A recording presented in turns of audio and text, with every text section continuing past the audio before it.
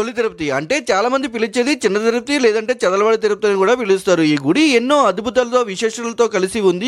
ఈ గుడి 9000 సంవత్సరాల ముందు పైమాట నిర్మాణం అంటే ఈస్ట్ చాణిక్యులు 12-17 సెంచరీలో నిర్మాణం చేసిన గుడి ఇది. ఈ గుడిలో సాక్షాత్తు శ్రీ మహావిష్ణుమూర్తే మనకి దర్శనం ఇస్తారు. ఇంక హిస్టరీలో పోతే శ్రీమద్ భాగవతంలో యాష్ మహర్షి ఉట్టగించినటువంటి ద్రౌపద రుద్రాంశం అనే కథనాంశంలో ధ్రువుడు అనే కుర్రాడు ఉండేవాడు. అంటే ఉత్తనపాద రాజు గత భార్య కొడుకే ఈ ధ్రువుడు. అలాగే ఈ రాజుకి రెండో భార్య కూడా ఉంది. ఆవిడ పేరే సురుచి. ఈ సుచి వాళ్ళ నాన్నగారి దగ్గరికి చేరువు కాకుండా చాలా కష్టాలు పెట్టేది ధ్రువుని. ఈ కష్టాలన్నీ ఓలేక ఒక రోజు ధ్రువుడు వాళ్ళ అమ్మగారి దగ్గరికి వెళ్ళి అంటే సునీత దగ్గరికి వెళ్ళి, ఏ అమ్మా ఈ కష్టాలు మనకు తప్పవా అంటే వెంటనే సునీత ఈ కష్టాలన్నీ తొలగిపోవాలంటే శ్రీ మహావిష్ణుని ఆధారణ చేసుకో, ఆయన గురించి అన్వేషణ చెయ్యి అన్నది. ఆ చిన్నపిల్లడు వాళ్ళ అమ్మగారి మాటలు స్ఫూర్తిగా తీసుకుని అడవుల్లోంచి నడుచుకుంటూ మనం పిలుస్తున్న ఈ తొలి తిరుపతి గ్రామంకి వచ్చాడు. అప్పుడు ఇక్కడ ఉన్న శాండిలి మహర్షి అనే మహర్షి ఉండేవారు. ఆయన ఈ కుర్రాన్ని చేరువు తీసుకుని శిక్షణలు ఇచ్చేవారు. అదే సమయానికి నారద మహర్షి వాళ్ళు కూడా వచ్చి ఈ కుర్రాడు మనోగాథను విని ఆ కుర్రాడికి ఒక మంత్రం ఉపదేశించారు. ఆ మంత్రమే ఓం నమో భగవతే వాసుదేవాయ అనే మంత్రం ఉపదేశించి శ్రీ మహావిష్ణు గురించి చెప్పేసి వెళ్ళారు. ఆ కుర్రవాడు ఆ మంత్రాన్ని మనస్ఫూర్తిగా తప్పిస్తుంటే ఆ చిన్న కుర్రవాడు నా గురించే తప్పిస్తున్నాడా అని ఆ స్వామివారే కిందకి దిగి వచ్చారంట. ఇంకా ఆ కుర్రవాడు ఆ స్వామివారిని చూస్తూ భయపడుతుంటే, భయపడకు ఒకసారి నా వైపు చూడు నీ అంతే ఉంటానని చెప్పి అన్నారంట. అందుకే